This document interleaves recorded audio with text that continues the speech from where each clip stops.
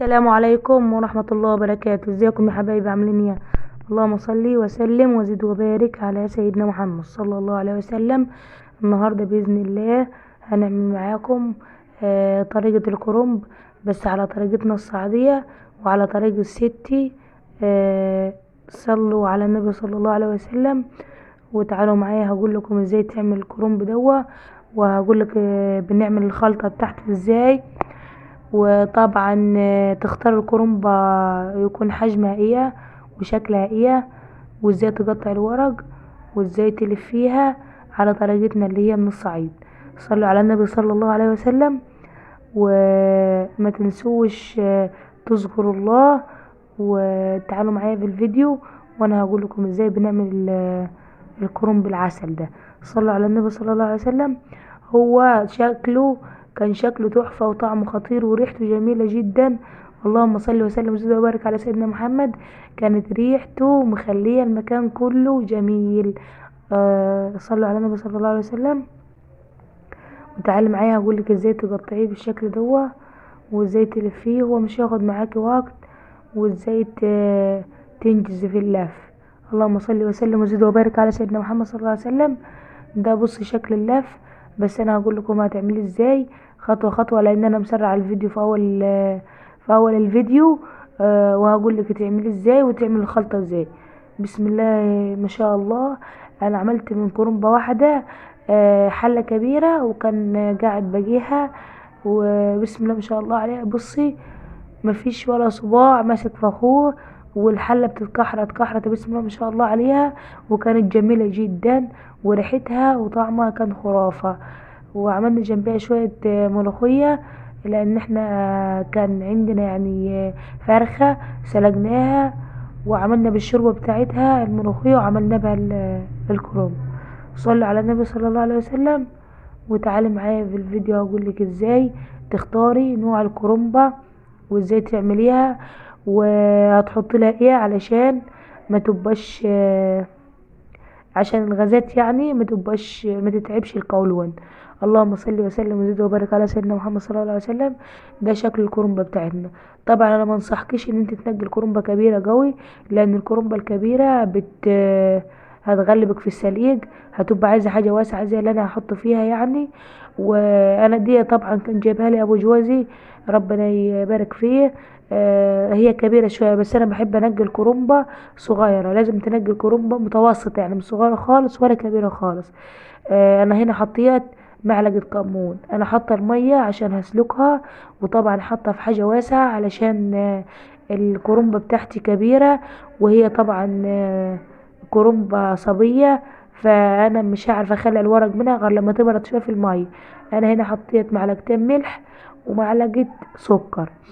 معلقة السكر طبعا ما تخليش الكرنب يتهري منك. وحطيت معلقة كمون. معلقة الكمون بتخليها طبعا ما يبقاش فيه غازات بعد ما تاكل الكرنب دوا. وبسم الله ما شاء الله عليها. انا هنا حطيت الكرنبة تتسلق. لازم تحطيها شوية على العصي، هي الكرنب مش هتاخد معاكي حاجة في السليق. وطبعا الكرنب ده انواع. وانا حطاها تتسلق، حطيت جبت معايا حوالي نص كيلو من الطماطم، وهفرمهم في الشفشف على بيلة ما اسلق جنبيها الكرنبة. زي ما انتوا شايفين طبعا انا حطيتها شوية على العصي. طبعا هي بتاخد سلق على العصي اكتر من الجنب التاني. هتحطيها على العصي كده، وبعد كده تقلبيها على الجنب التاني. اول ما تلقاها مرضت معاكي هتطلع بالشكل ده. طبعا عشان الحاجة واسعة فمش بتغلبني في السليق. لما تبقى حاطه حاجه واسعه هتلقيها سلقت معاك بكل سهوله. في ناس بتحب تفرع الورق ورقه ورقه وتسلقه. طبعا كل واحد وعلى حسب طريقته. الطريقه دي حلوه والطريقه التانية حلوه، بس انا بحس ان الطريقه دي احلى، اللي انت تحطي الكرنبه مقلوبه على وشها وهي بتمرض معاكي. وكل ما تحطيها على وشها شويه تقلبيها على الجنب التاني، وتطلع منها واحده واحده زي ما انتوا شايفين كده. لو حابه تفرزيها طبعا هتحطي معلقه السكر وتعمليها. انا هنا حطيت معلقه توابل توابل بهارات يعني بتاعه الكرنب، وحطيت معلقتين ملح في الطماطم، ومعلقه سكر، واسيبها تتسبك معايا على بال ما اسلق الكرنب. طبعا في انواع من الكرنب، احنا كنا بنبيعه يعني وعارفين الانواع بتاعته. في نوع بنزويلي، وفي نوع بط، وفي نوع مزارع، وفي نوع تاني اللي هو البلدي، وفي الجنزوري يعني. فكذا نوع يعني. بس بسم الله ما شاء الله عليها، الكرنب البلدي بس ما يبقى تحفة. والكرنب اللي هو، انا هنا طبعا حطيت التوابل، معلقة توابل. شايفين انا مطلع الكرنب ازاي واحدة جنب التانية، ما تحطوش على بعضيه وانت لسه مطلعاه طبعا عشان يبقى سخن، عشان ما يهرش بعضيه. وحاطه صينيه واسعه، وبحط فيها كل اللي طلعها واحده جنب التانية. كل اللي تتهوى عادي تحطيها بعد كده على الورقه اللي بعديها، لان اول ما تهوى طبعا مش هتتهاري. بس لازم تكون حاجه واسعه عشان ما يتهرش منك. في ناس بتسلق الكرنب وبتطلعه في ميه، طبعا انا بحس ان هو بيمسخ، بيفقد طعم الملح اللي فيه، ومش بيبقى حلو. انا هنا جبت معايا بصلايه، انا كان معايا بصلتين، خرطت واحده والتانية خرطتها زي ما انتوا شايفين، وحطيتها على النار، مش هتاخد معايا وقت. صلوا على النبي صلى الله عليه وسلم.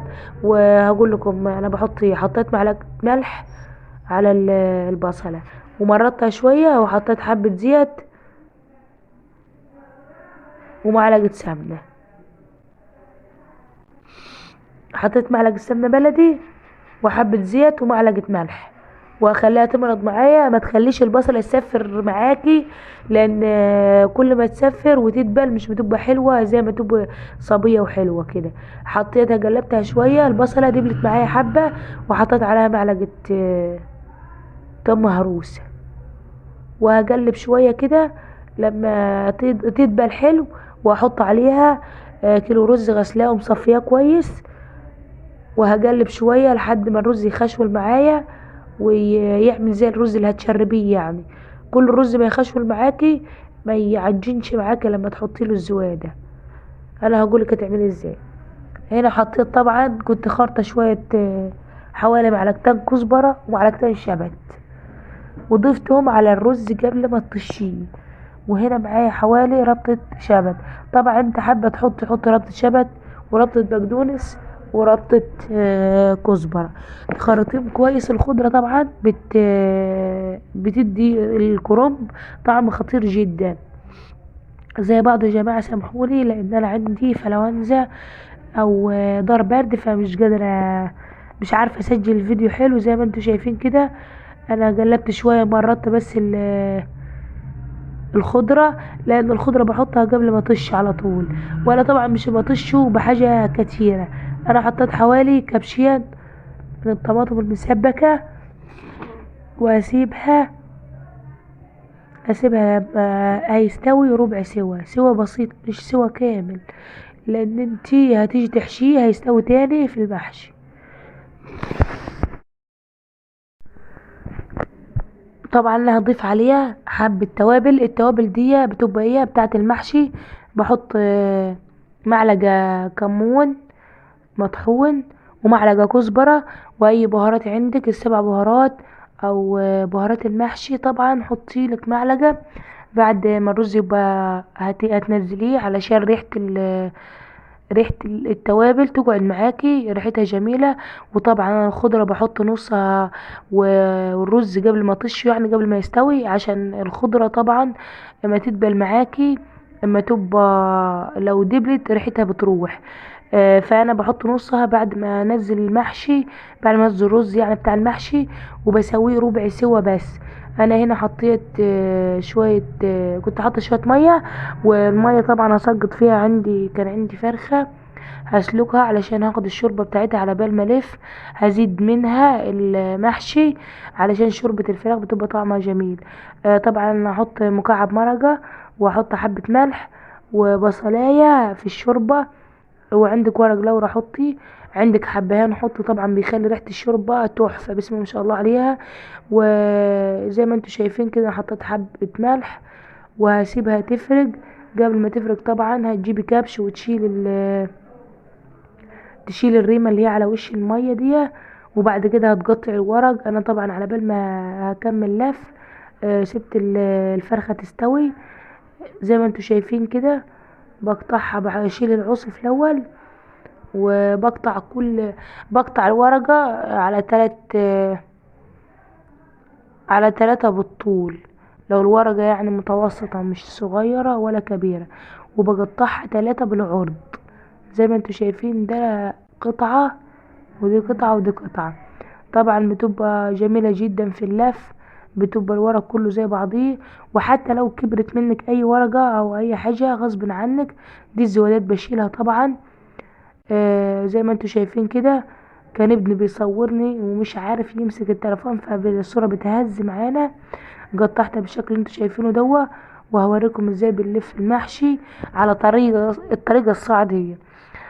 بس نفسي لو انتوا لسه معايا في الفيديو لحد هنا، ان انتوا تدعموني وتشجعوني وتحطوا له لايك حلو منك كده، فضلا منك وليس امرا. لان انا بتعب في الفيديوهات دي، ونفسي تشجعوني وتدعموني. واي حد بيكتب لي اي كومنت يعني منكم، صراحة ببقى سعيدة ومبسوطة، لان انا بحس ان تعب مش ما يروح على الفاضي. وبحس اللي بيحط لي لايك ده بيشجعني يعني وبيرفع معنوياتي. لان انا معايا بنت صغيره ما تبقى قاعده جنبي وانا بعمل الحاجه دي، فما تبقى يعني مغلباني والله، ولا مش بلاقي حد يصورني زي ما انتوا شايفين كده. وده شكل اللف بتاع الكرنب بتاع الصعيد زي ما انتوا شايفين كده. يا جماعة لو غلطت في حاجة او كده، وانا بحكي غصب عني يعني سامحوني. لان كل بني ادم خطأ، يعني ما نغلط يعني في اي حاجة بنغلط. و من طول ما احنا بنغلط هنتعلم. زي ما انتوا شايفين كده انا بلفها بالشكل دوا. اللف طبعا مش هياخد معاك حاجة. في لف بلفه وبقفل الافلوف من الجنب ده ومن الجنب ده. وفي لف بلفه بدوس عليها كويس يعني، والفه على ده، بقفله من هنا وبقفله من هنا. ده اللف بتاعنا احنا على طريقتنا الصعيدية. زي ما انتوا شايفين كده. تحط اللفلوف على ايدك، كفة ايدك، وتلفيه كويس، وتروحي قافلاه من الجنب ده ومن الجنب ده. او انتي بتحط الرز تروحي تانية الحافة من هنا وتانية الحافة من هنا وتروحي لفاه. مش هياخد معاكي لفة طبعا. في ناس كتيرة بتتعقد من يوم المحشي دوا. طبعا المحشي ده تحفة بسم الله ما شاء الله عليه وجميل. وطبعا لما تخرط الخضرة زي ما انا قلت لك كده، وتحط نصها بعد ما تنزليه، اما يبقى فيها زيوت يعني بتاعه الخضرة كده، تقعد محتفظة بيها وجميلة جدا. ما تحطهاش يعني وانت لسه حاطاه جديد. لان مع السخونة وكده ريحة الخضرة بتبتدي تطلع منك. وطبعا زي ما انتوا شايفين كده انا بلفها واحدة واحدة كده. لو انت عايزة يعني تنجزي، هتجيبي حاجة قدامك زي كده وتحط عليها كذا ورقة.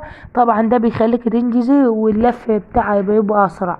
احنا في ناس عندنا بتلف على الصينية زي ما انا بلف كده، او تحط طبلية يعني زي الطبلية الصعيدي كده، وتحط عليها صينية وتلف عليها. كل واحد وطريقته. طبعا انا عارفة طرقكم انتوا جميلة جدا، بس انا حبيت اشارككم يعني الطريقة بتاعتنا في الكرنب الصعيدي. زي ما انتوا شايفين كده انا خلصت يعني معاكم الكرنب كده. انا طبعا كان الوقت راح. ده انا دورت فيه بعد عصر بعصر. يعني كنت عايزة على المغرب يبقى مستوي كده. يعني الوقت كان راح معايا. حطيت حوالي كبشين شوربة. انا ما لحقتش ارص معاكم الكرنب. وحطيت زي ما انتوا شايفين كده كبشين شوربه وكبشين طماطم. الطماطم اللي كنت مسبكاها معاكم كنت حاطه لها ملح و...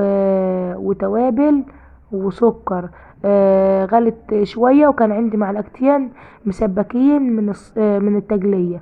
ضفتهم عليها طبعا بيدوها طعم جميل. المعلقتين المسبكين من التقليه دي طبعا كنت مسويه فيهم لحمه يوم الخميس، فطعمهم بيبقى تحفه. فبحطهم على الطماطم بيطعمولي المحشي. وزي ما انتوا شايفين طبعا انا خلصت المحشي يعني سايباه يستوي على النار. وهعمل هعمل معاكم حبة ملوخية. انا اسفة يعني. زي ما انتوا شايفين كده. ده توم كنت مفرزاه. التوم انا بعمل له ايه، بحمره بحته سمنه بعد ما ادوجه كويس، ومش بحمره جو، وبحطه جوه التلاجة. لما عاوز يعني اما اروح جايبه المعلقه زي ما انتوا شفتوا كده، واحط حته السمنه اقلب حاجه بسيطه، مش هو ما يبقى مستوي مش هما ياخد معاك وتروحي طشه على طول. طبعا انا بعمل ملوخيه، الملوخيه دي ناشفه. الملوخيه الناشفه طبعا بحط مكعب مرقه ماجي، بيخلي الشوربه تتطعم معاكي. وطبعا ما تخليهاش تغلي كتير عشان ما تسقطش منك الملوخيه لتحت يعني، او تعزل تبقى في شوربه طالعه لفوق. وما تلعبيش فيها بالكبش يعني قبل ما تغلي، لان ممكن تعزل معاكي. اول ما تحطي الشوربه وتحطي مرقه الماجي، ولو عندك حبه كزبره ناشفه حطي. انا هنا طبعا كنت حاطه الطاسه في الجنب التاني وشغله 3 عيون، لان الوقت كان راح وولادي عايزين يتعشوا يعني. وابو جوزي برضو جه كان يعني ابويا انا عمري ما قلت له ابو جوزي، ربنا يخلينا ويبارك فيه، وربنا يحوش عني، يا رب ادعوا له ربنا يشفيه ويعافيه هو ومرضانا ومرضى المسلمين. طبعا انا هنا حطيت معلقه السمنه عليها، لما يبقى جرب يستوي بيخليه يتكحرت معاك، وتيجي تكبيه من الحله يبقى مكحرت وطعمه جميل. معلقه السمنه الفلاحه دي بتخليه بتاخده في حته تاني. اللهم صل وسلم وزد وبارك على سيدنا محمد. بيخليك تشم ريحه زمان وطعم زمان.